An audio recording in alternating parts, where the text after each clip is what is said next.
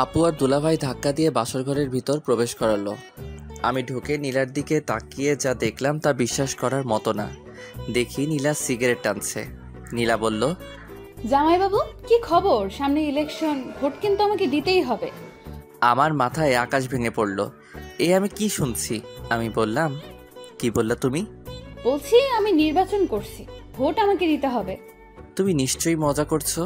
মজা করার কি আছে, আমি সত্যিই নির্বাচনে দাঁড়াচ্ছি। তুমি না এসব ছেড়ে দিয়েছো? এসব তো করেছি তোকে বিয়ে করার জন্য। তোকে বিয়ে করে ফেলেছি, এখন আমাকে আর দেখে কে?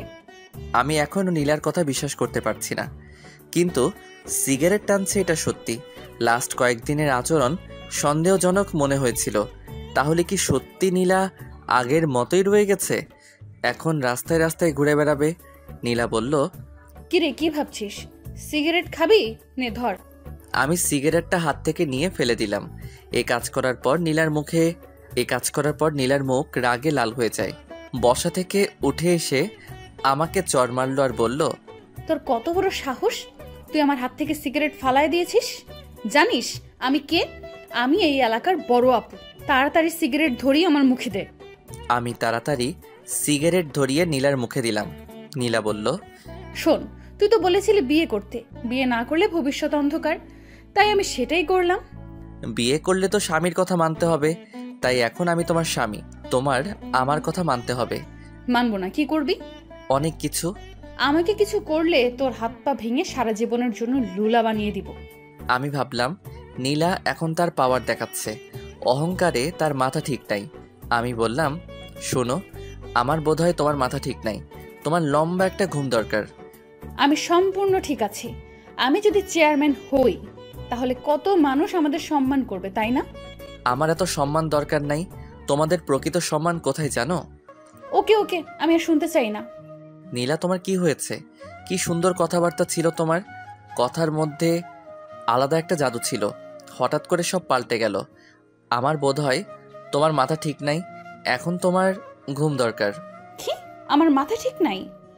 এই বলে ঠাস করে আমাকে চড় মেরে দিল। ব্যথার কারণে কাঁদি নাই, কষ্টের কারণে চোখ দিয়ে পানি চলে আসলো।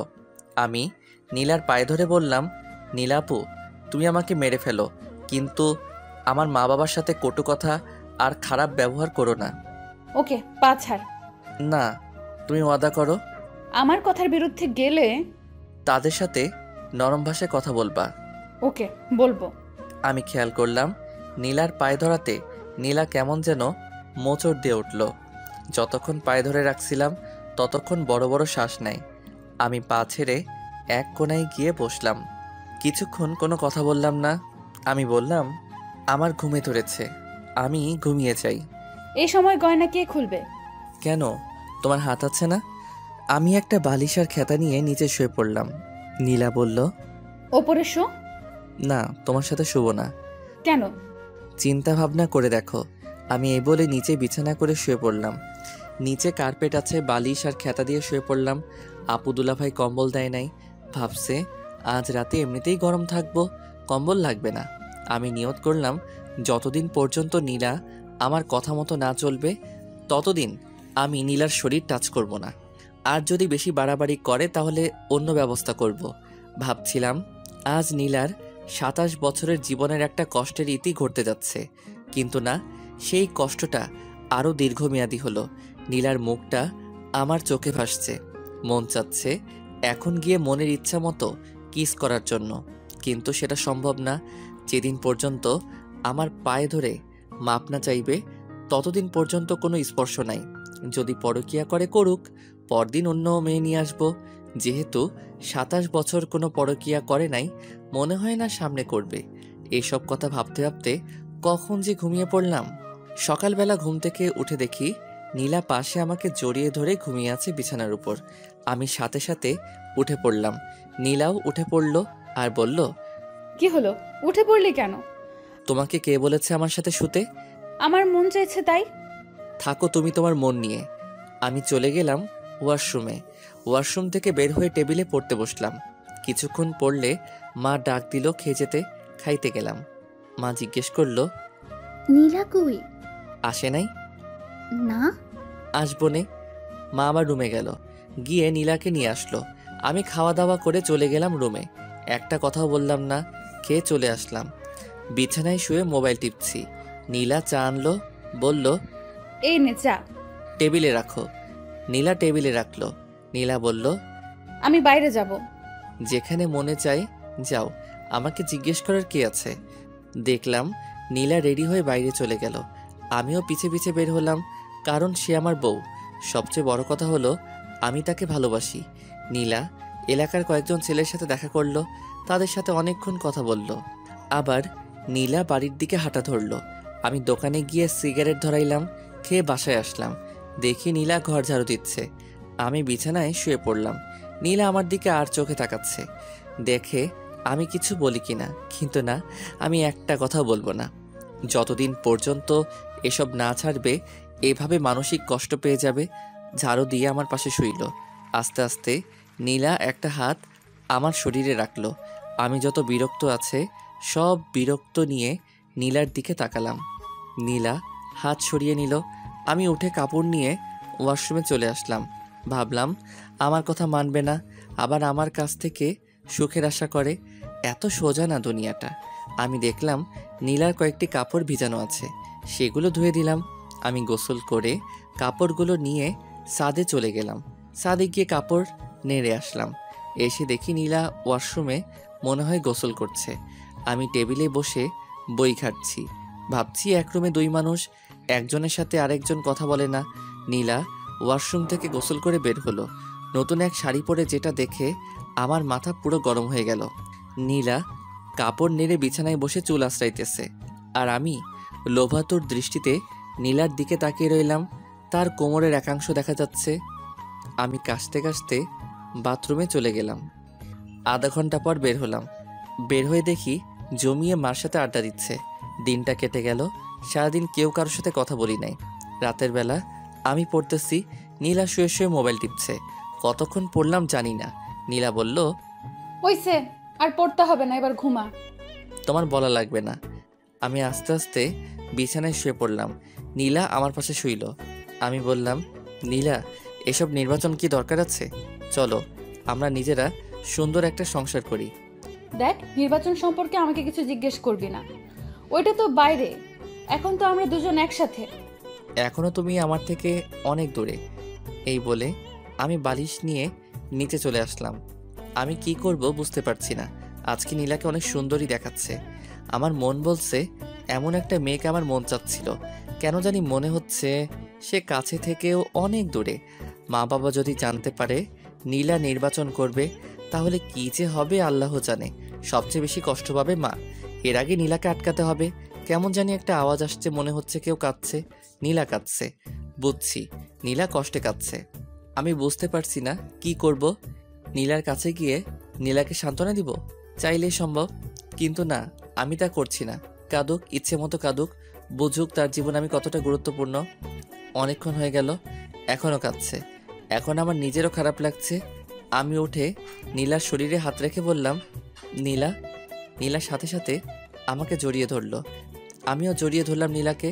দেখি নীলার চোখে পানি আমি মুছে দিলাম। নীলার শ্বাস আমার মুখে আসছে। তার শরীর থেকে মিষ্টি একটা গন্ধ আসছে। আমি ভাবলাম আর আগানো যাবে না। আমি ঘুমের ভান করে সারা শরীর ভার ছেড়ে দিলাম বিছানায়। নীলা আমাকে জড়িয়ে ধরে ঘুমিয়ে পড়ল। তারপর আমিও ঘুমিয়ে পড়লাম। সকালবেলা উঠে দেখি নীলা আমাকে জড়িয়ে ধরে শুয়ে আছে। আমি উঠে আস্তে আস্তে ওয়াশরুমে চলে গেলাম। বের হয়ে দেখি নীলা উঠে গেছে। আমি পড়তে বসলাম। পড়ে খাওয়া দাওয়া করে ভার্সিটি চলে আসলাম। ভার্সিটি অনেকেই জানে না আমি যে বিয়ে করেছি, আর আমি কারোর সাথে এতটা ক্লোজ না।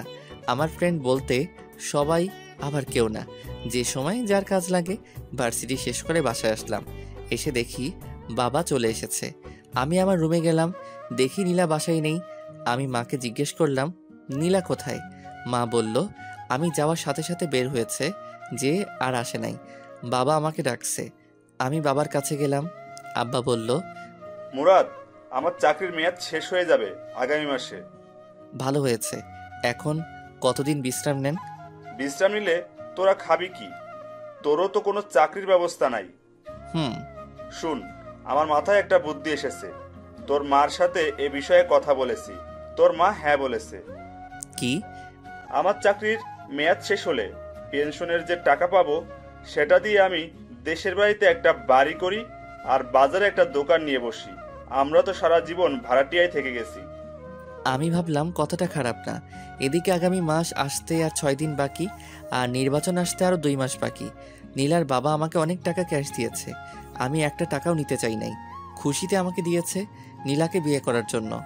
সেখান থেকে টাকা দিলে বাড়িতে একটা বাড়ি আর একটা ব্যবসা সুন্দর করে আসবে।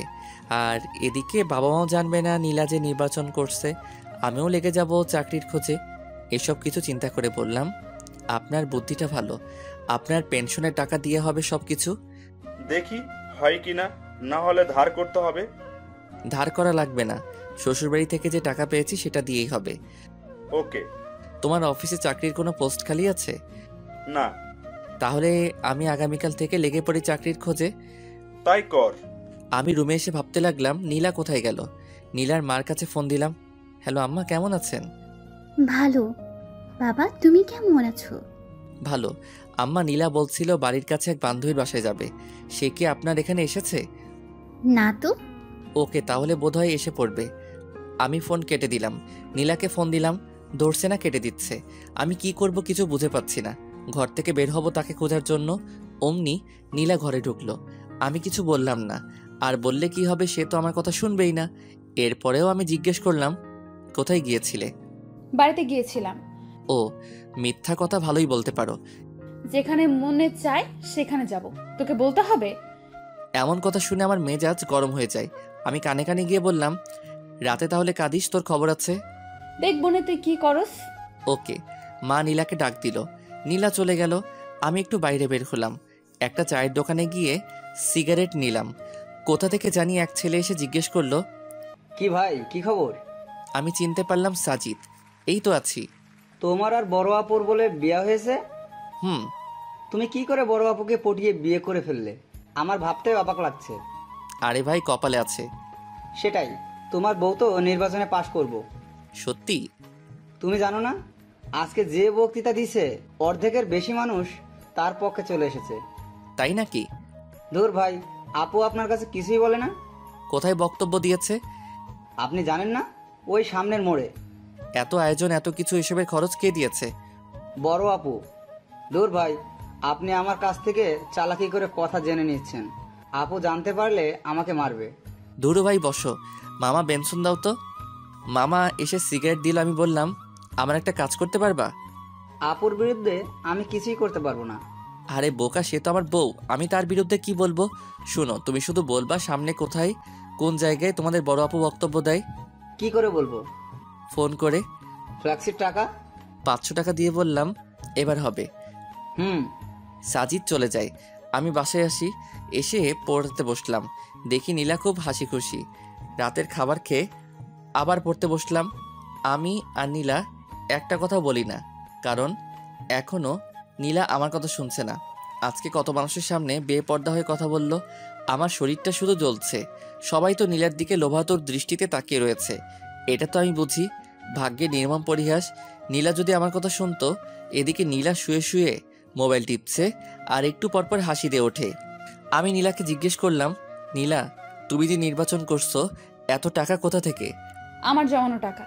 আর একটা টাকাও খরচ করো না, এসব টাকা রেখে দাও। ভবিষ্যতে দেখবে তোমার সন্তানের জন্য অনেক কাজে লাগবে। আমার না মা হওয়ার অনেক ইচ্ছা। তুমি মা হওয়ার যোগ্যতা নেই। তুই যদি মা হওয়ার, বেচারা ছোট বাচ্চাটা শুধু কষ্ট পাবে। আমি মা হলে বাচ্চাটাকে সারা দিন বুকের কাছে আগলে রাখতাম। শুনছি তুমি বলে নির্বাচনে জিতবে, আর এদিক দিয়ে যদি তুমি মা হও তাহলে কি হবে? তুমি সারাদিন কাজে এখানে সেখানে ঘুরে বেড়াবে, আর এদিকে বাচ্চাটা তোমার বুকের এক ফোঁটা দুধের জন্য কান্না করবে। আমি এসব দেখতে পারবো না। আমি মা হলে সারা দিন তাকে বুকে আগলে রাখবো। নীলা আজকে একটা সাদা ড্রেস পরেছে, বাংলায় যাকে বলে প্লাজো। আর যেহেতু নীলা শুয়ে আছে, তাই নীলার হাঁটু অবধি প্লাজো উঠে আছে। নীলার এই সুন্দর পা দেখে আমার অবস্থা খারাপ। আমি আস্তে আস্তে কাছে গেলাম, গিয়ে নীলার পাটা ঢেকে দিলাম। আমি বললাম, নীলা, আমি তোমাকে অনেক ভালোবাসি। আমিও তোকে অনেক ভালোবাসি। তাহলে তুমি আমার কথা শুনছো না কেন? আমি একটা প্ল্যান হাতে নিয়েছি, সেই প্ল্যানটা আমি যে করেই হোক কমপ্লিট করব। নীলা, তুমি কেন বুঝছো না? যদি মা বাবা জানতে পারবে তুমি নির্বাচন করছো, তাহলে বুঝতেই পারছো মা কতটা কষ্ট পাবে। যেই মাকে তুমি বিয়ার কথা বলাতে মা সাথে সাথে রাজি হয়ে যায়। তোমাকে কতটা বিশ্বাস করে, একটু ভুলের জন্য সব শেষ হয়ে যাবে। আমাকে একজন বলছে একজনে অনেক কথা বলবে, এসব কথায় কান্না দিতে। সকল স্বামী তার স্ত্রীর ভালো চায়, আমি কখনো তোমার খারাপ চাই না। নীলা, এসব হলো ছেলে মানুষের কাজ। তোমার উচিত আমাদের সংসার কিভাবে সুন্দর করা যায় সেটা চিন্তা ভাবনা করা। যা তো এখান থেকে তুই, আমার ভালো লাগছে না। আমি জানি নীলা, আজকে তুমি কোথায় গিয়েছো। জানলে ভালো। কেন নীলা, তোমার কি একটু জানের ভয় নেই? আছে। তাহলে এত মানুষের সামনে বেপর্দা হয়ে কিভাবে কথা বললে? আমি অনেকক্ষণ প্র্যাকটিস করেছি। আর আমাকে কি কেউ মেরে ফেলবে নাকি? তুমি একা একা চলো, আমার ভয় করে। তাহলে তুই আমার সাথে চল। নীলা, তুমি আমাকে ভালোবাসো? যদি আমি তোমাকে ছেড়ে চলে যাই তাহলে তুমি কষ্ট পাবে না? ছেড়ে চলে যাবি মানে? যেখানে যাস সেখান থেকে তোকে বের করে আনবো। নীলার এমন কথা শুনে আমার চোখ দিয়ে পানি পড়ছে। এ কি, তুই কাঁদতেছিস কেন? তোমার কথা শুনে কাঁদছি। তোর কষ্টটা বল। হয়তো তোমার সুখের দিনে আমি থাকবো না, আর আমার সুখের দিনে তুমি থাকবে না। কেন? ইস নীলা, তুমি যদি আমার কথা বুঝতে, আমি তোমার সাথে না থাকতে পারলেও তোমার ছায়া হয়ে থাকবো। মানে বুঝতে হবে না, এখন ঘুমাও, আমি বালিশ নিয়ে নিচে আসবো। নীলা বলল, ওপরে শো, নিচে অনেক ঠান্ডা। ওকে। আমি নীলার উল্টো দিকে মুখ ফিরে শুয়ে রইলাম। ঘুম আসছে, ঘুমিয়ে পড়লাম। নীলার যে করেই হোক নির্বাচনে দাঁড়াবে এবং পাশ করেও নিজের নাম সারা দেশে ছড়িয়ে দিবে। এখন যদি যে কোনো বাতাসে উপেক্ষা করবে, রাস্তাঘাটে হাঁটলে কত সম্মান করবে মানুষ। মুরাদের আবদার নীলা বুঝতে পারে, কিন্তু নীলাকে নির্বাচনে দাঁড়াতেই হবে। নীলা ভাবছে, নীলা নির্বাচনে পাশ করলে মুরাদ দেখবে তার কত সম্মান। তার আগে যেভাবেই হোক তাকে টিকে থাকতে হবে। নীলা আবার ভাবে সে কোনো ভুল করছে না তো, কিন্তু লোকের সমর্থনে সব ভুলে যায় নীলা। নীলা বুঝতে পারছে মুরাদ খুব কষ্ট পেয়েছে। মনে মনে নীলা ভাবে আর মাত্র 2টা মাস, তারপর দেখতে পাবে তোমার আর কোনো কষ্ট থাকবে না। নীলারও ঘুম পাচ্ছে। নীলা জানে এখন মুরাদের শরীরে হাত দিলে মুরাদ রাগ করবে, তাই নীলা মুরাদের শরীর ঘেঁষে ঘুমানোর চেষ্টা করলো। আস্তে আস্তে নীলা মুরাদের শরীরটা জড়িয়ে ধরলো। শেষমেশ মুরাদকে জড়িয়ে ধরে ঘুমিয়ে পড়লো। সকালবেলা ঘুম থেকে উঠে দেখে মুরাদ পড়ছে। নীলা অনিচ্ছা সত্ত্বেও কেন জানি পিছন থেকে জড়িয়ে ধরলো। মুরাদও নীলার হাতটা নিয়ে নীলার হাতে চুমু খেলো। আর কিছুক্ষণ পর নীলা ওয়াশরুমে চলে আসলো। একেবারে গোসল করে বের হলো। ছাদে কাপড় নাড়তে যাবে। 3 তলা থেকে 4 তলায় উঠলো। 4 তলায় এক মহিলার কাণ্ড দেখে নীলা থমকে যায়। দেখলো একটা বাচ্চা ছেলেকে চোখে চোখে মুখে চুমু দিয়ে বলল, যাও বাবা, বাবার সাথে স্কুলে যাও। আর বাচ্চাটা বলল, বাই মা। যাওয়ার সময় বাচ্চাটা মার গালে চুমু খেলো। শেষমেশ টাটা দিতে দিতে বাচ্চাটা চলে গেল। নীলা পুরো কাজটা দেখলো। দীর্ঘ একটা শ্বাস ফেলে মনে মনে বলল, ইস, আমার যদি এরকম একটা বাচ্চা থাকতো। পেটের দিকে হাত দিয়ে পেটের মধ্যে হাত বুলিয়ে দেয় নীলা। মুরাদ, তুই কেন বুঝতে পারস না আমার মনের কথা? আমাকে একটা বাচ্চা দে, কসম করে বলছি, তার কোনো কষ্ট আমি হতে দিব না। নীলা আবার ভাবে, মুরাদ হয়তো ঠিকই বলেছে, এসব তো ছেলে মানুষের কাজ। আমার কাছে তো ঘরের ভেতর, আমি 2-3টা বাচ্চা নিয়ে সুখের ঘর করব। নীলা নিচে এসে দেখলো মুরাদ কলেজে চলে গেল। নীলা নিয়ত করে ফেলেছে এসব বাদ দিয়ে মুরাদের কথা মতো চলবে। নীলা ঘর থেকে বের হলো অফিসে গিয়ে নিজের পদ বাতিল করতে। বাসা থেকে বের হয়ে হাঁটা ধরল। কিছুক্ষণ যাওয়ার পর কোথা থেকে জানি এক মেয়ে এসে বলল, আপু আমার বাড়ির সামনে, প্লিজ আপু আমার সাথে একটা ছবি তুলেন। বলতে পারবো আমি চেয়ারম্যান আপুর সাথে ছবি তুলেছি, সবাই আমাকে বস মানবে। প্লিজ আপু। ওকে তুলো। মেয়েটা ছবি তুলে বলল, আমার আপনাকে খুব ভালো লাগে, আমার ফ্যামিলির সবাই আপনাকে ভোট দেবে। Thank you. হেঁটে কেন, রিক্সা দিয়ে যান? আসলে শরীরটা বেড়ে যাচ্ছে তো তাই। ওকে আপু চলেন আপনাকে এগিয়ে দিই। চলো। মেয়েটা আর নীলা হাঁটছে। সামনে দিয়ে যে যায় সেই লম্বা করে একটা সালাম দেয়। নীলা হাসি মুখে তাদের বিদায় দেয়। আরও কিছুক্ষণ হাঁটার পর 6-7টা মেয়ে নীলাকে ঘিরে ধরল। আরও 10-12 জন ছেলে এসে হাজির হলো। পুরো একটা দল হয়ে গেল। এক সময় মিছিল শুরু হয়ে গেল। মিছিলের মধ্যে আরও মানুষ যোগ দিতে থাকে। পরে মোটামুটি বড় একটা মিছিল হয়ে যায়। অনেকক্ষণ সবাই বড় আপুর পক্ষে মিছিল করে।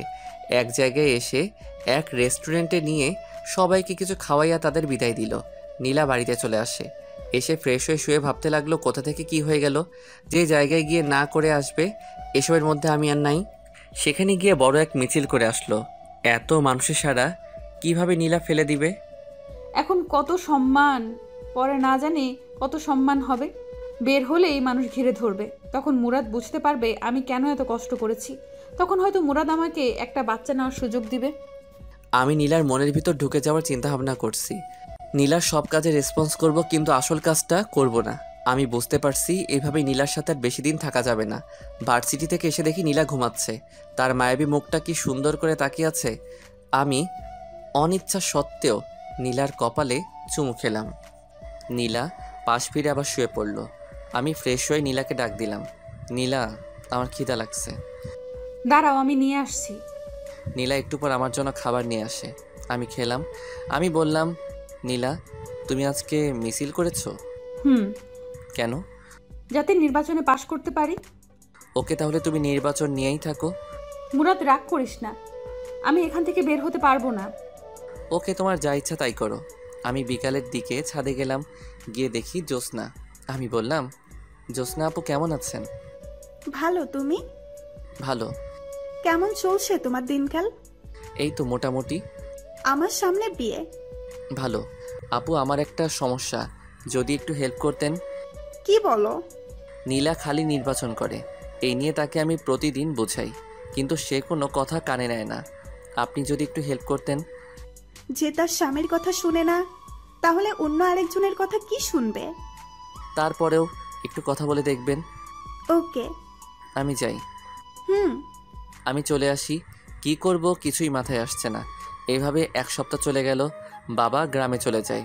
গ্রামের বাড়িতে নতুন বাড়ি হলে মাও চলে যাবে। নীলা জিজ্ঞেস করলে বলি বাড়িতে বেড়াতে গেছে।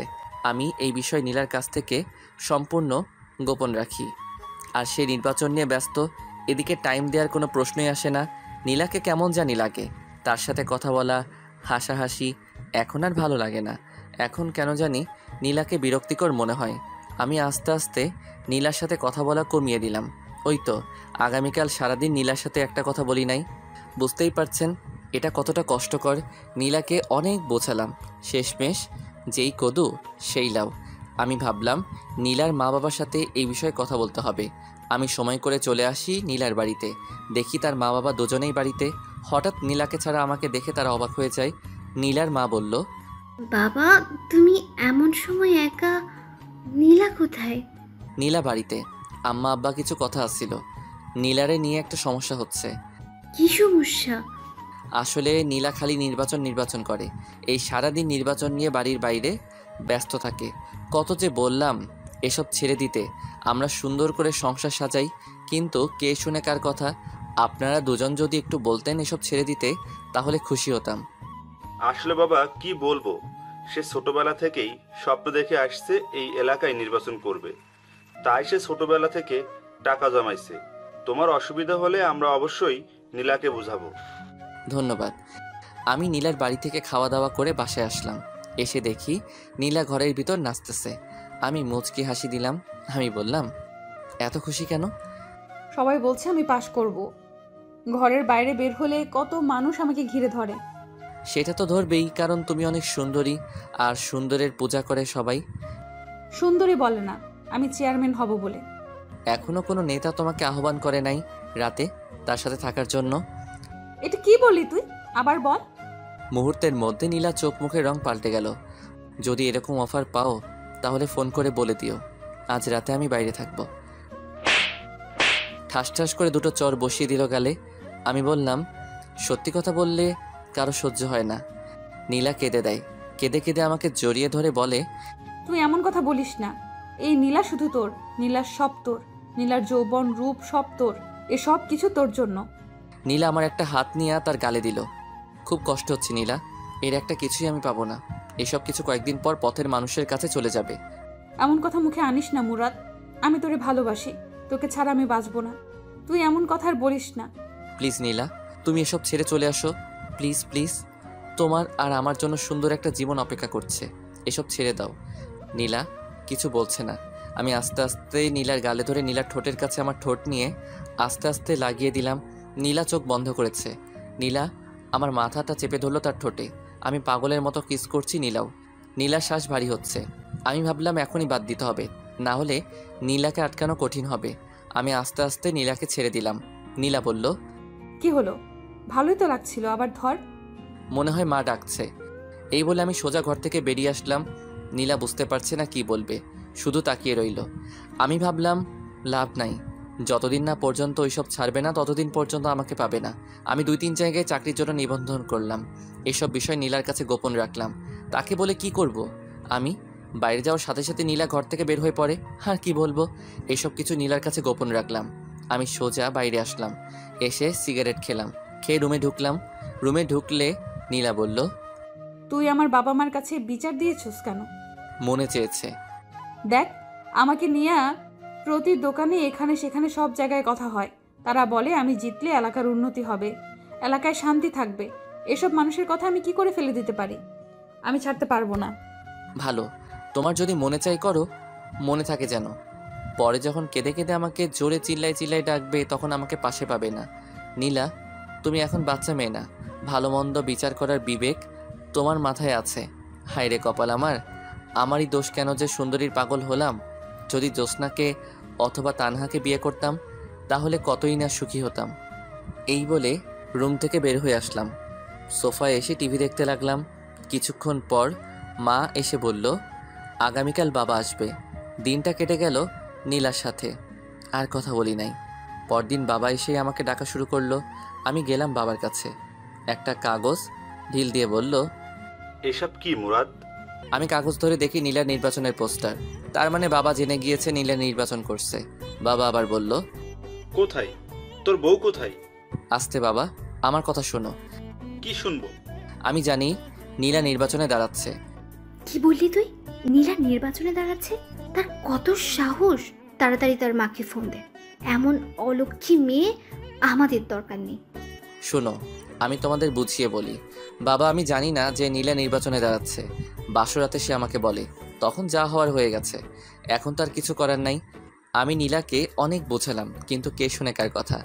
আব্বা মা যা হওয়ার হয়ে গেছে, তোমরা কোনো টেনশন করো না, আমি বিষয়টি দেখছি। তোর বউ যেন আমার সামনে না পড়ে। ওকে, আমি দেখছি। আমি চলে আসলাম। দেখি নীলা চুপচাপ বসে আছে আর আমার দিকে আর চোখে তাকাচ্ছে। আমি হাসি মুখে বললাম, তোমাকে কিছু বলবো না, তোমার যা মনে চাই করো। নীলা কিছু বলল না। আমি চুপচাপ বেলকনিতে গিয়ে বাইরে তাকিয়ে রইলাম।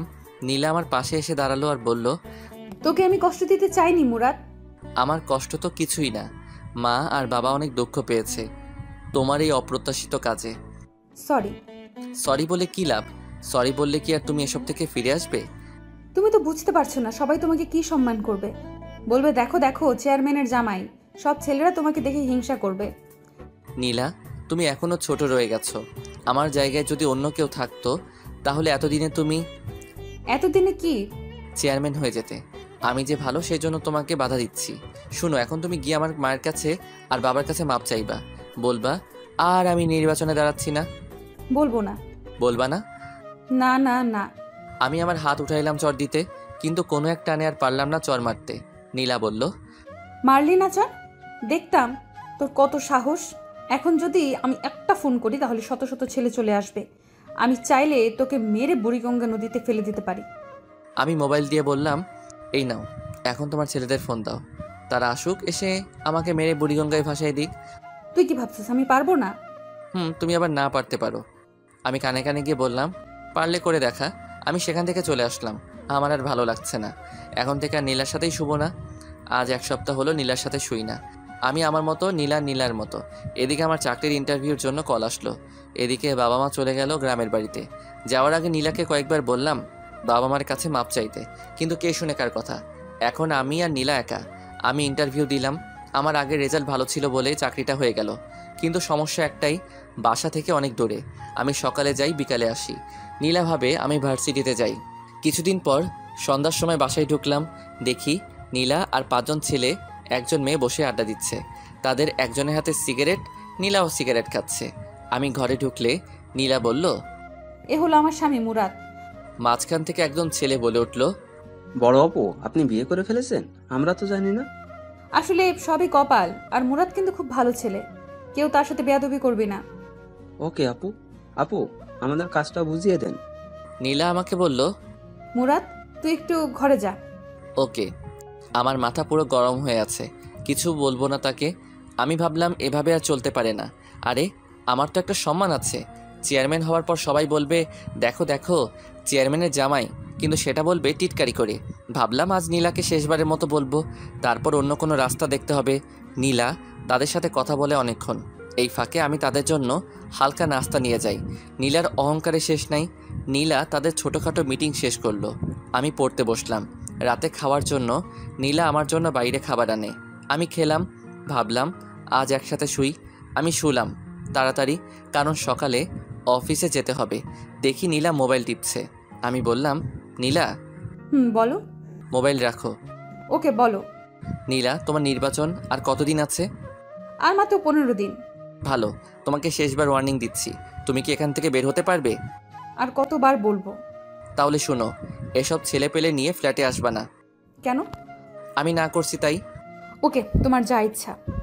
আমি বিছানায় শুয়ে ঘুমিয়ে পড়লাম। পরদিন সকালে উঠে গেলাম অফিসে। অফিস শেষ করে অফিসের আশেপাশে বাসা খুঁজতে লাগলাম।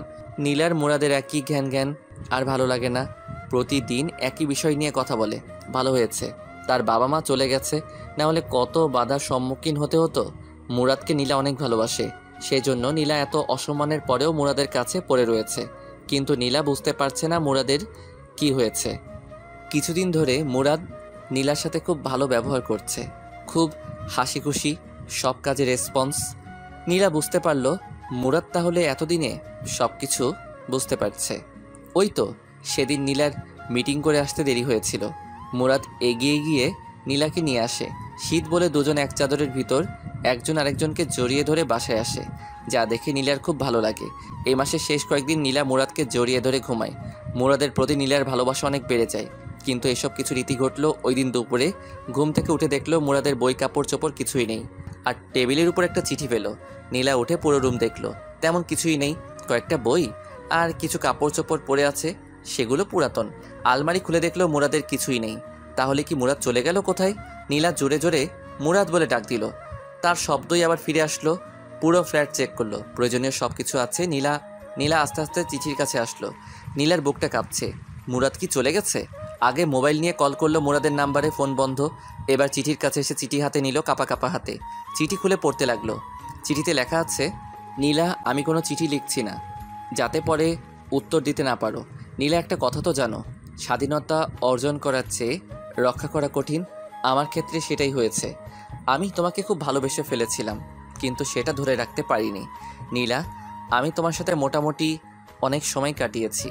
নীলা, তুমি যখন বলতে আমি কোথাও চলে গেলে আমাকে যেখান থেকে পারো ধরে নিয়ে আনবে, তখন আমার খুব অহংকার হতো। আনলে আবার কি হবে? আমার একই কথা, নির্বাচন করো না। সেরকম কথা তোমাকে শুনতে আর হবে না। আমি চলে গেলাম। এখন তুমি নির্বাচনে বেশি ফোকাস করতে পারবে।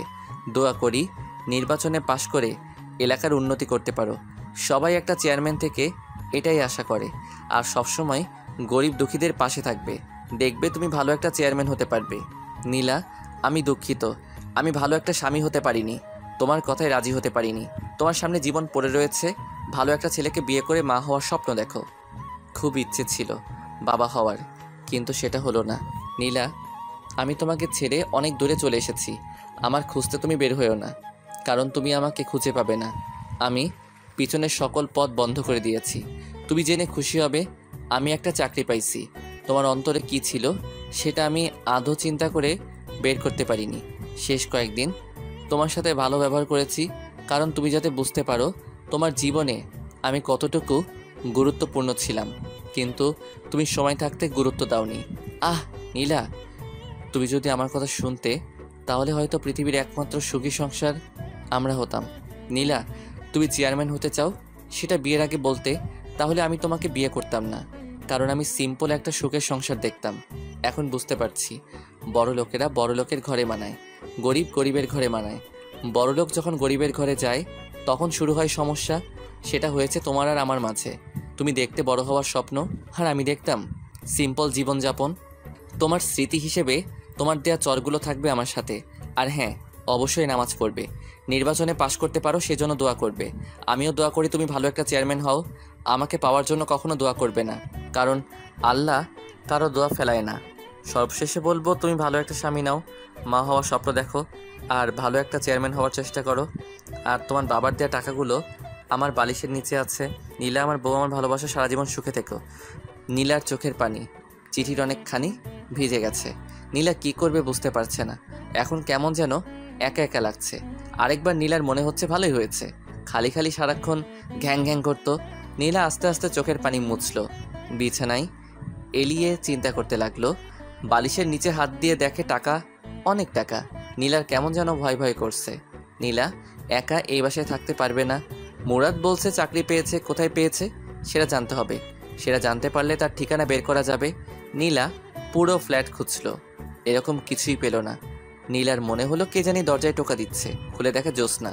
জ্যোৎস্নাকে দেখে নীলা হাউ মাউ করে কেঁদে উঠল আর জ্যোৎস্নাকে জড়িয়ে ধরল। জ্যোৎস্না বলল, নীলা কাঁদছস কেন? আর মুরাদ কোথায়? চলে গেছে আমাকে ছেড়ে। সেটা তোর জন্য আরো ভালো হয়েছে। এখন শান্তি মতো তুই নির্বাচন করতে পারবি, আর তোকে কেউ বাধা দিবে না। না না, এ হতে পারে না। সেজন্য মুরাদ আমাকে ছেড়ে চলে যাবে? আমি তোকে আগেই বলেছি মুরাদের কথা মতো চল। কিন্তু সে চলে যাবে কেন? তুই তার কথা 16 কানা শুনুস নাই। তুই যদি তার কথা মতো চলতি, তোর জায়গায় যদি আমি থাকতাম তাহলে আমি কোনো কথার অবাধ্য হতাম না। এখন আমি কি করব? তাকে ছাড়া কিভাবে থাকবো? তোর যেটা প্রাপ্য তুই সেটাই পাইছস। তাকে আমি ভালোবাসি। এমন ছেলেও পাওয়া যায় বইয়ের কারণে বাড়ি থেকে চলে যায়। আমি তাকে ছাড়া থাকতে পারবো না। তাকে আমি অনেক কষ্ট দিয়েছি। আল্লাহ, তুমি তাকে আমার কাছে ফিরিয়ে দাও। শোন, সে মনে হয় আর আসবে না। তুই এখানে থাকতে পারবি না। ঘন্টা 3 আগে আমার কাছে মুরাদ গিয়েছিল, তারপর এই কাগজটা আমার কাছে দিয়ে যায়। কাগজে কি আছে শুনবি? বলো। জ্যোৎস্না আপু, তুমি আমার একটা কাজ করে দিও। আমি চলে যাচ্ছি নীলাকে ছেড়ে। নীলা তো এখানে একা থাকতে পারবে না, আর যদি থাকে তাহলে বলবেন কাউকে সাথে নিয়ে থাকতে, কারণ রাতে বুঝতে পারবে রাতটা তার জন্য কতটা নিষ্ঠুর। নীলা যদি চলে যায় তাহলে ফার্নিচারগুলো নিচের দেওয়া ঠিকানায় পাঠিয়ে দিয়েন। আর কিছু টাকা আছে। না, আমি এখানেই থাকবো। শেষমেশ আমি এই ঘরটা নিয়ে আমি বেঁচে থাকতে চাই। আমি শিওর মুরাদ আমাকে অনেক ভালোবাসে। সে একদিন ফিরে আসবে, সে একদিন ফিরে আসবে। সেটা তোর কপাল। তার আগে তোকে নির্বাচন থেকে বেরিয়ে আসতে হবে। তোর বিয়ের আর কয়দিন আছে? আর 13 দিন। এখন থেকে নিয়ে বাকি দিনগুলো তুই আমার সাথে থাকবি রাতে। ওকে, পরে দেখি। আমি যাই, মনে হয় মা ডাকছে। একটু পর একেবারে চলে আসিস। ওকে। জ্যোৎস্না চলে গেলে নীলা ফুপিয়ে কাঁদতে লাগলো। ভাগ্যের জোরে অফিসের পাশে একটা ব্যাচেলর ফ্ল্যাট পেয়ে যাই, সেখানে উঠি। ভাবলাম আজ সব কিছু সমাপ্তি হলো। নীলাকে ভালো লাগতো, কিন্তু নীলার নির্বাচন ভালো লাগতো না। আমি যে রুমে সিট নিলাম সেই রুমে আরও 2 জন আছে। তারা 2 জন চাকরিজীবী, তাই আমাদের ফাইজলামো করার কোনো প্রশ্নই আসে না। যাই হোক, পরদিন সকালে অফিসে গেলাম। আমার মুখ থেকে হাসি নামক শব্দটি উধাও হয়ে গেছে। অধিকাংশ সময় আমি নীলাকে নিয়ে চিন্তা করি। ফেলে এসেছি, আবার কোনো ভুল করিনি তো? যদি কোনো অঘটন ঘটিয়ে ফেলে? কিছু ভালো লাগছে না। অফিসে কত মানুষ হাসাহাসি করে, আমি সারাক্ষণ আমার কাজ নিয়ে ব্যস্ত থাকি। সারাক্ষণ নীলার মুখটা সামনে ভাসে। অফিসের ম্যানেজার সবাইকে ডাক দিল, আমিও গেলাম। আমি গিয়ে পিছনে এক কোণায় দাঁড়িয়ে রইলাম। এক একজনকে এক এক কাজ দিয়ে বিদায় করছে ম্যাডাম। সবার পরে আমার সিরিয়াল আসলো। মেয়েটা আমার থেকে মনে হয় 3 বছরের ছোট। ছোট হলে কি হবে, বস তো বসই, আমাকে আমার কাজ দিলে আমিও চলে আসি। অফিসে কত মেয়ে, সারাক্ষণ নীলার কথা মনে পড়ে। নীলা এখন কি করছে? মনে হয় কাঁদছে, আবার মনে হয় সে তো এখন খুশিতে নাচছে, কারণ তাকে বাধা দেওয়ায় আর কেউ নেই। দূর, যেটা চলে গেছে সেটা গেছেই, এখন কাজে মনোযোগ দেই। অফিস শেষ করে রুমে এসে গোসল করে খাওয়া দাওয়া করে শুয়ে রইলাম। কিছুক্ষণ শুয়ে থাকার পর পাশের একজন বলল, তার নাম সাজ্জাদ। ভাই, আপনি এরকম সবসময় নীরব আর মুখ গোমড়া করে রাখেন কেন? কোনো সমস্যা? আমাদের বলেন, দেখি হেল্প করতে পারি কিনা। ভাই, আপনার কি বউ আছে? হ্যাঁ ভাই। তার কথা আপনার মনে পড়ে না? হ্যাঁ মনে পড়ে, প্রতিদিন কথা বলি। আজকে তো কয়েকবার কথা বললাম। ভাই, আমি আমার বউকে সারা জীবনের জন্য ছেড়ে চলে এসেছি, তাই ভাই তার কথা চিন্তা করি। কেন ভাই, আপনি আপনার বউকে ছেড়ে চলে এসেছেন? ভাই, শখের বশে এক সিনিয়র আপুকে বিয়ে করেছিলাম। বিয়ের পর তার কথা আমি শুনতাম, কিন্তু সে আমার কথা শুনতো না, তাই ছেড়ে চলে এসেছি। Very interesting. আমরা দেখি যত কম বয়সী মেয়ে আর তুমি কি না সিনিয়র আপুকে বিয়ে করো? থাক ভাই, যা হওয়ার হয়ে গেছে, এখন সামনে ফোকাস করেন। দেখবেন আরও ভালো মেয়ে কপালে আসবে। আমি পড়তে বসলাম, কারণ আমাকে ভার্সিটি শেষ করতে হবে। এটা বেসরকারি, যে কোনো সময় চাকরি চলে যেতে পারে। পরদিন অফিসে গেলাম, সারাদিন অফিস করলাম, কারোর সাথে কথা বলিনি। সবাই টিফিন করে আর আমি নীলার কথা চিন্তা করি। সে কি এখনও ঠিক আছে নাকি? আমি নেই বলে কারোর সাথে কামে লিপ্ত হয়েছে? না না, নীলা এরকম মেয়েই না। ভাবলাম নীলাকে একটা নজর দেখে আসবো, আগামীকালই যাব। অফিস শেষ করে চলে আসব। এক লোক এসে খবর দিল ম্যানেজার ডাকছে। আমি অফিসে গেলাম। ম্যাডামকে দেখে আমার মেজাজ গরম হয়ে যায়। ম্যাডাম, এটা কোনো কাপড় পরলো? একটা টাইট জিন্স আর টাইট শার্ট, ঠোঁটে লিপস্টিকে ভরা, চুলগুলো মাথায় পাহাড় করে রেখেছে। আমি লজ্জায় মাথা নিচু করে দাঁড়িয়ে রইলাম। নীলাকে আমি জিন্স অবস্থায় 2 দিন দেখেছি, তারপরেও প্রথম আর সবসময় নর্মাল পোশাক পরতো, যার কারণে নীলাকে আমার অনেক ভালো লাগতো। আর শাড়ি পরা অবস্থায় দেখলে মনে হতো, রিয়ান ভাইয়ের কথাটা, কোন গ্রহ থেকে এসেছো তুমি, যেখানে শুধু রূপের চর্চা করা হয়। এখন নীলার শাড়ি পরা মুখটা মনে হলে শরীরে কাঁপুনি দিয়ে ওঠে। বসেন। আমি মাথা নিচু করে চেয়ারে বসলাম। আবার বলল, মুরাদ ভাই, এখানে কি আপনার কোনো কাজ করতে অসুবিধা হচ্ছে? না। তাহলে সব সময় এমন মনমরা হয়ে থাকেন কেন? 2 দিন একেবারে বেশি। আমার মতে এই অফিসে আসার পর একমাত্র আমার সাথে আপনি কথা বলেছেন। কেন? কারণ জানতে পারি? না, আমি শুধু আমার কাজ করব। এমন মানুষ হয়? আপনার বাড়িতে দেখলাম আপনি বিবাহিত। আপনার ওয়াইফের সাথে কোনো সমস্যা হয়েছে? সেরকমই ধরতে পারেন। এটা কোনো সমস্যা হলো? সেজন্য আপনি যাওয়ার সময় তার সবচেয়ে বেশি পছন্দের জিনিসটা নিয়ে যাবেন। দেখবেন সব ঠিক হয়ে যাবে। আমি চলে আসলাম। হিসেব করে দেখলাম নির্বাচনের আর মাত্র কয়েকদিন বাকি। পরদিন অফিস বন্ধ, তাই সময় করে রাতে এলাকায় আসলাম, যাতে কেউ না চিনতে পারে। শীতের রাত, মুখে মাফলার জ্যাকেট বেঁধে, সাথে মাথায় ক্যাপ দিয়ে রাস্তায় হাঁটছি। হাঁটতে হাঁটতে বাসার সামনে গেলাম। বাসার নিচে দাঁড়িয়ে আর চোখে বেলকনিতে তাকাচ্ছি। দেখি বাতি জ্বালানো, তার মানে নীলা এখানেই আছে। সে কি কাঁদছে নাকি হাসছে, সেটা যদি দেখে যেতে পারতাম। অপেক্ষা করি, যদি বেলকনিতে আসে। বেশি অপেক্ষা করতে হলো না, না চাওয়ার চেয়ে বেশি পেয়ে গেলাম, যেটা দেখে নীলার আসল মুখোশ উন্মোচন হয়ে গেল। দেখি 3 জন ছেলে আর 4 জন মেয়ের সাথে নীলা হাসতে হাসতে বের হচ্ছে, যেটা দেখার জন্য আমি মোটেও প্রস্তুত ছিলাম না। আমি ভাবলাম আমার ধারণা সব ভুল। আমি ভাবছিলাম নীলা বোধহয় মন খারাপ করে বসে আছে, কিন্তু না, নীলা নীলার মতো নির্বাচনের কাজ করছে। থাকুক সে তার নির্বাচন নিয়ে, আমি থাকি আমার মতো। আর নীলার চিন্তা মাথায় আনবো না, এলাকার নাম মুখে নিব না। আমি মন খারাপ করে বাসায় চলে আসলাম। সারা রাত ঘুম নাই। কি করব? আমি নীলাকে ছেড়ে চলে আসলাম, অথচ আমি বেশি কষ্ট পাচ্ছি। আর এদিকে নীলা খুশিতে শেষ। শখের বসে গিয়েছিলাম সিনিয়র মেয়েকে বিয়ে করতে, আবার সে বলে এলাকার ডন। এমন ফালতু মেয়ে আমার কপালে জুটল, সে বলে আমার বউ। দূর, ঘুমাই। এসব চিন্তা করতে করতে কখন যে ঘুমিয়ে যাই। এদিকে নীলা কাঁদতে কাঁদতে চোখ ফুলিয়ে ফেলেছে, কারণ মুরাদকে ছাড়া নীলার এক মুহূর্ত ভালো লাগে না। সারাদিন ঘরে নীলা একা, কিছু ভালো লাগে না, খাওয়া দাওয়া ঠিকমতো করে না। এখন নীলা মুরাদের অভাব হাড়ে হাড়ে টের পাচ্ছে। 2 দিন ধরে নীলা নির্বাচনের কোনো কাজে যাচ্ছে না, কারণ তার মন ভালো না। কি বলবে গিয়ে নীলা? ওই দিন রাতে নীলাকে তার সাথের লোকেরা দাওয়াত দিল। নীলা বলে দিয়েছে আসতে পারবে না, কিন্তু হলো কি, রাতে কয়েকজন বাসায় এসে হাজির। তাদের জোড়াজড়িতে নীলা তাদের সাথে গেল। সেখান থেকে এসে জ্যোৎস্নাকে কল দিল। জ্যোৎস্না আসলো। রাতে জ্যোৎস্নার সাথে ঘুমাই। 2 জন শোয়ার পর জ্যোৎস্না বলল, এসব তুই ছাড়বি? এসব ছাড়লে দেখ মুরাদ তোর কাছে ফিরেও আসতে পারে। সত্যি মুরাদ আবার আমার কাছে ফিরে আসবে? যখন শুনবে তুই আর নির্বাচনে দাঁড়াচ্ছিস না, তখন বুঝতে পারবে তুই মুরাদের কথা শুনছস। কি করে বুঝবো? সে কি এই দেশে আছে নাকি নতুন বিয়া করে ফেলছে? এই বলে নীলা কেঁদে দিল। লীলা, কাঁদিস না, তার জন্য দোয়া করবেন, সে যেন ভালো থাকে। দেখবি একদিন ঠিকই আল্লাহ তোদের দুজনকে মিলিয়ে দেবে। নীলা ফুপিয়ে ফুপিয়ে কাঁদছে আর মোবাইল থেকে ছবি বের করে মুরাদকে দেখছে। এসব দেখতে দেখতে কখন যে ঘুমিয়ে যায়। সকালে উঠে নীলা নামাজ পড়ে আল্লাহর কাছে অনেক কান্নাকাটি করে মুরাদকে ফিরিয়ে দেওয়ার জন্য।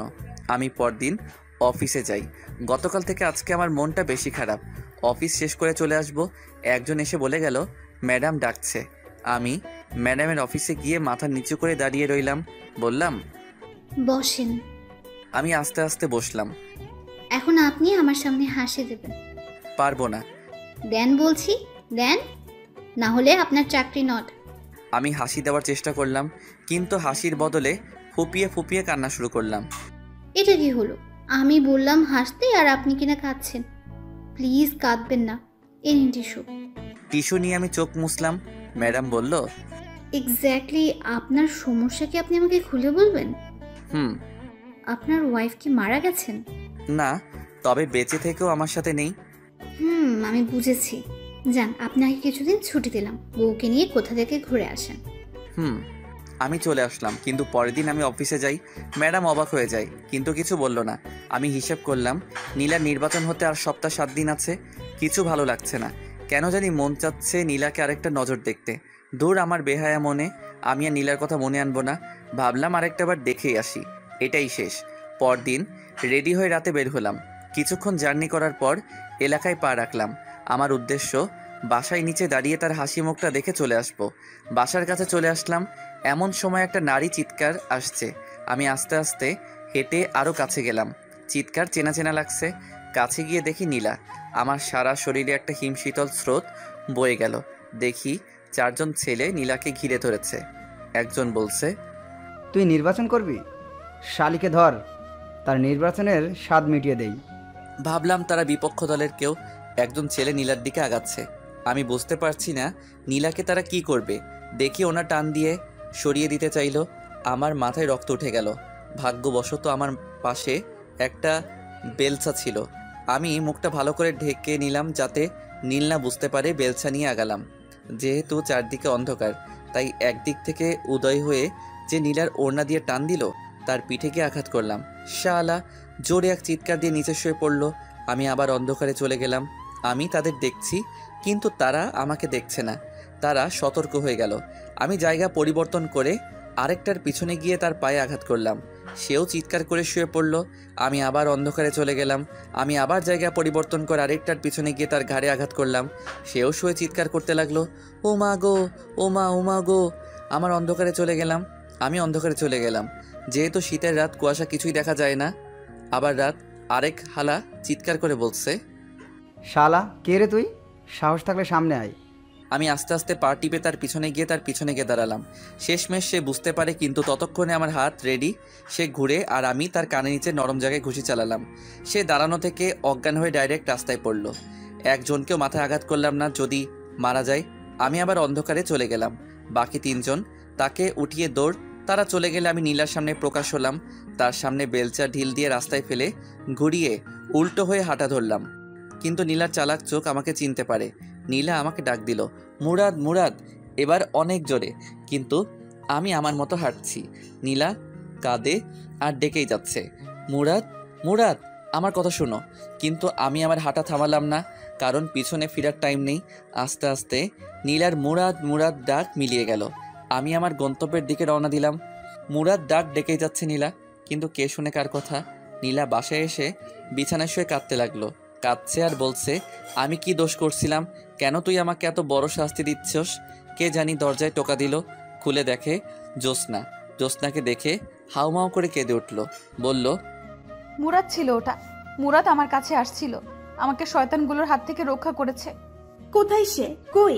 কখন দেখছস? আমাকে বুঝিয়ে বল। আমি ডাক্তারের দোকান থেকে আসছিলাম ওষুধ নিয়ে, তখন 4 জন ছেলে আমাকে ঘিরে ধরলো। আমি জোরে জোরে চিৎকার করতে লাগলাম। তখন কোথা থেকে জানি এক ছেলে তাদের মায়ের দিল। ছেলের মায়ের সামলাতে না পেরে তারা চলে যায়। আমি ভালো করে খেয়াল করে দেখি ওটা মুরাদ। আমি কতবার যে ডাকলাম মুরাদ, মুরাদ বলে, কিন্তু সে আসলো না। আবার কাঁদা শুরু করলো নীলা। জ্যোৎস্না নীলাকে সান্ত্বনা দিতে লাগলো, দেখছস, মুরাদ সারাক্ষণ তোর উপর চোখ রাখছে, তুই ভালো করে চল। আমি যে কাঁদছি কষ্টে, সে কি শুনতে পাচ্ছে না? হয়তো। আর কাঁদিস না, ঘুমা, দেখবি সব ঠিক হয়ে যাবে। নীলা শুয়ে পড়ল। শুয়ে ভাবতে লাগলো, নীলা, মুরাদ আমার আশেপাশেই আছে। আমি যদি মুরাদের কথা মতো চলি, হয়তো মুরাদ আবার আমার কাছে ফিরে আসবে। আমি সেটাই করব। নীলা বুঝতে পারছে ঘরের মধ্যে ছেলে মানুষের কি দরকার। এখন নীলা বুঝতে পারে এসব নির্বাচন হলো ছেলে মানুষের জন্য, মেয়েদের জন্য হলো ঘর। যখন মেয়ে ছেলের জায়গায় যাই তখনই শুরু হয় ঝামেলা। আর আমি মুরাদকে ছাড়া কিছু কল্পনা করতে পারি না। মুরাদ আমার সব। এসব চিন্তা করতে করতে নীলা ঘুমিয়ে যায়। পরদিন ওঠে। এভাবে 5 দিন চলে যায়। নির্বাচনের আর 2 দিন আছে, কিন্তু মুরাদ আর আসে না। শেষমেশ নীলা নির্বাচন থেকে অব্যাহতি নেয়, কারণ তার দরকার মুরাদকে। আর নির্বাচন না করলে মুরাদ আসবে। মুরাদকে নিয়ে নীলা বাকিটা জীবন পার করে দিতে চায়। আজ 5 দিন হয়ে গেল, আমি ওই দিনের ঘটনা ভুলতে পারছি না। নীলার মুরাদ মুরাদ ডাকটা কেন জানি এখনও আমার কানে বাজছে। আমার মন বলছিল, যা গিয়ে তোর ভালোবাসাকে জড়িয়ে ধর, কিন্তু আমার পা সামনে হেঁটে চলে এসেছে। নীলাকে আমার অনেক মায়া লেগেছে, কারণ নীলা আগের থেকে অনেক শুকিয়ে গেছে। কেমন যেন নীলার মুখে সেই লাবণ্যতা নেই। আমি বুঝতে পারছি নীলা অনেক কষ্টে আছে, কিন্তু এত কষ্টের পরেও কি নীলা নির্বাচন ছেড়ে আমার কাছে মাপ চাইবে? আমার মা বাবার কাছে মাপ চাইবে? কে জানি। 6 দিনের মাথায় আমি অফিস শেষ করে চলে আসছি। এক লোক এসে বলল, ম্যাডাম ডাকছে। ম্যাডামের নাম তানিয়া। আমি অফিসে গেলে ম্যাডাম বলল, আপনার নাম কি? মুরাদ। আপনার ওয়াইফের নাম কি? সেটা না বললে হয় না। বাড়ি কোথায়? নরসিংদী। ওকে যান। আমি ম্যাডামের কাজ করবার কিছুই বুঝলাম না। নির্বাচনের 2 দিন পর গেলাম এলাকায় শিওর হতে নীলা নির্বাচনে পাশ করেছে কিনা। আমি এলাকায় ঢুকে এক লোককে জিজ্ঞেস করলাম, ভাই এই এলাকার চেয়ারম্যান কে? আগে যে ছিল সে। মানে তাহলে আপনাদের বড় আপু নির্বাচনে পাশ করে নাই? আরে ভাই আর বললেন না, কত আশায় ছিলাম বড় আপু পাশ করলে এলাকার অনেক উন্নতি হবে, কিন্তু হলো কি, নির্বাচনের 2 দিন আগে বড় আপু নির্বাচন থেকে অব্যাহতি নেয়। পরে আর কি হবে, আগে যে আছে সেই পাশ করে। আমি লোকটাকে ধন্যবাদ বলে চলে আসলাম। ভাবলাম তাহলে নীলা এতদিনে আমার কথা শুনছে, কিন্তু সে সময় থাকতে শুনেনি। অতএব আমি আর নীলার কাছে যাচ্ছি না। এদিকে নীলা একা হয়ে গেল, কারণ জ্যোৎস্নার বিয়ে হয়ে গেছে। নীলা রাতে কিভাবে থাকবে? বাড়িতেও নীলা কিছু বলে নাই। নীলা ভাবলো সারা রাত মুরাদের কথা চিন্তা করে কাটিয়ে দিবে। নীলা রাতে অনেক ভয় পায়, বুঝতে পারছে মুরাদ তার কাছে এতদিন কি ছিল। রাতে নীলা ঘুমাতে পারে না ভয়ে, শেষ রাতে ঘুমিয়ে যায়। নীলা চিন্তা করছে আজকে রাতে কিভাবে থাকবে। নীলার এক ফুফাতো বোনের কথা মনে পড়লো, তার নাম তানিয়া, খুব হ্যান্ডসাম আর নীলাকে খুব সম্মান করে। নীলা ভাবলো তানিয়াকে ফোন করে দেখা যায় কয়েকদিন থেকে যায় কিনা। পরেরটা পরে দেখা যাবে। নীলা তানিয়াকে ভিডিও কল দেয়। তানিয়া ফোন ধরে। আসসালামু আলাইকুম তানিয়া, কেমন আছো? জি আপু ভালো, তুমি কেমন আছো? এই তো ভালো। তোমার চেহারা তো তা বলছে না। আমার চেহারা কি বলছে? মনে হচ্ছে তুমি অনেক কষ্টে আছো, কেমন যেন আগে থেকে শুকিয়ে গেছো। শোনো, এখন থেকে তুমি আমার কাছে থাকবে। কেন, তুমি না বিয়ে করেছো? তোমার জামাইয়ের কি হয়েছে? ওর কথা আর বলিস না। এখন তুমি বলো কখন আসবা? অফিস শেষ করে চলে আসবো। কাপড় চোপড় নিয়ে আসবা, কিছুদিন থাকবা। ওকে? ওকে, চলে আসবো। নীলা ভাবলো যাক একটা ব্যবস্থা হলো। এখন কিছু রান্না করতে হবে তার জন্য। নীলা তার জন্য অনেক কিছুই রাত্রেবেলা তানিয়া আসলো, তানিয়াকে খাওয়ালো। তানিয়ার অনেক ক্লান্ত লাগছে, তাই তানিয়া ঘুমিয়ে যায়। সকালে উঠে আবার তানিয়া অফিসে চলে যায়। নীলা সারাদিন ঘরের ভিতর কাটিয়ে দেয়। বিকালের দিকে তানিয়া অফিস শেষ করে আসলে তারা একসাথে খেলো। খাওয়ার সময় তানিয়া জিজ্ঞেস করলো, আপু তোমার হাজবেন্ড কোথায়? এই বিষয়ে জিজ্ঞেস না করলে হয় না?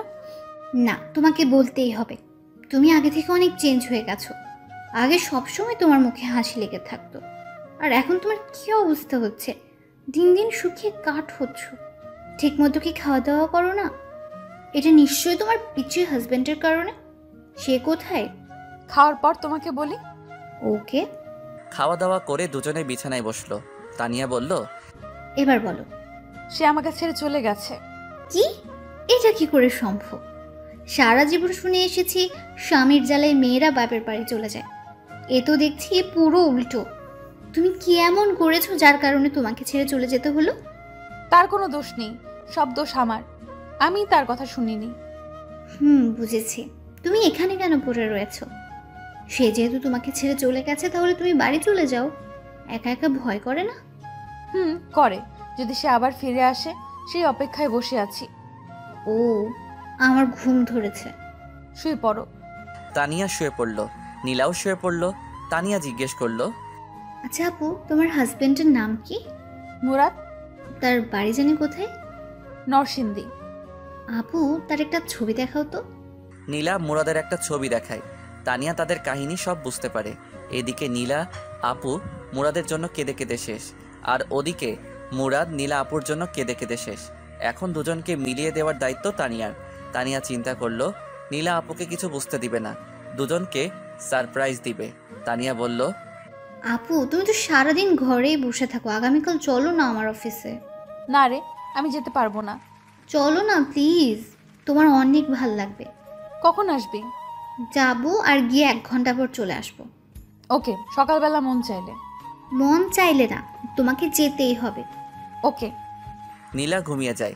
সকালে উঠে নাস্তা করে তানিয়ার সাথে চলে আসে তানিয়ার অফিসে।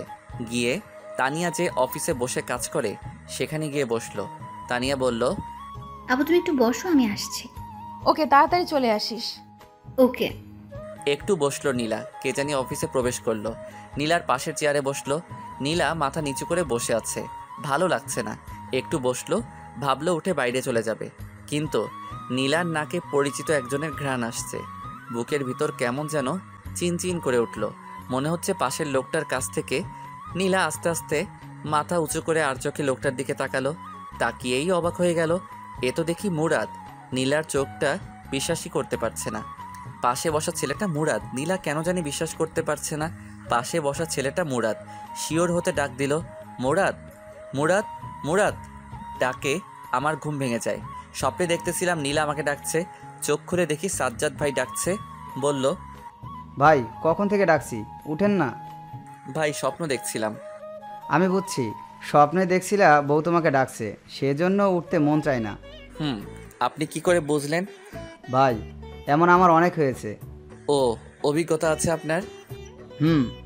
আমি ফ্রেশ হয়ে খেয়ে অফিসে চলে আসলাম। একটু পর একজন এসে বলল, তানিয়া ম্যাডাম ডাকে।